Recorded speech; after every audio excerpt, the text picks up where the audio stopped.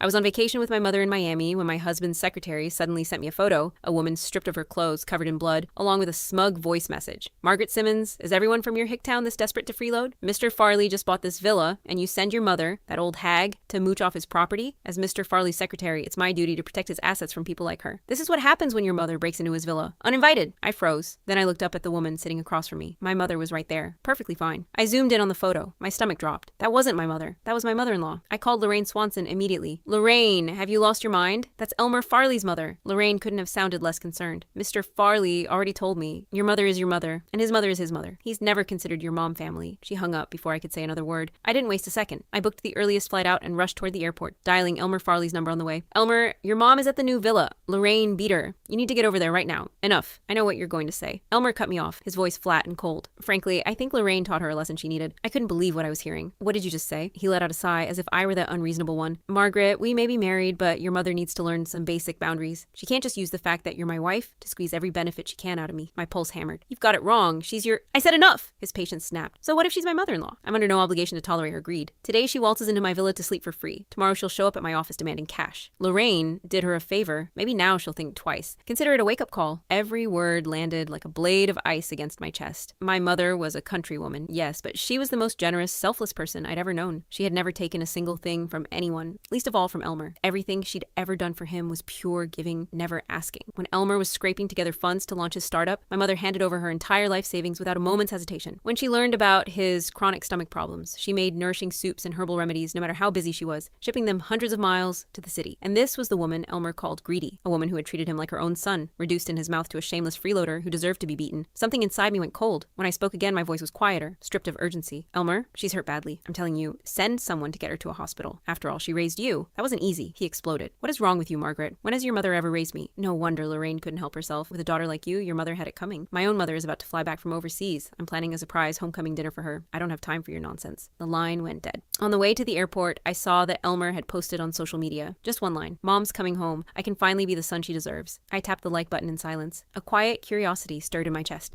When he found out it was his own mother, Lorraine had beaten half to death. What would this devoted son do then? By evening, I arrived at Elmer's hilltop villa. The villa's courtyard was overflowing with flowers and balloons, and a grand golden arch stood at the center, emblazoned with bold lettering, "Welcome home, dear mother." Beneath the arch, every friend and relative of the Farley family had gathered. When they saw me arrive, a strange, complicated expression crossed each of their faces. I stepped into the courtyard and froze. There in the corner lay a body draped in a white sheet, every muscle in my body locked up. Before I could speak, Lorraine stepped forward, putting on a pitiful expression as she addressed me. "Margaret, I only meant to teach your mother a small lesson. How was I supposed to know she couldn't take it? She just, had a heart attack and died on the spot.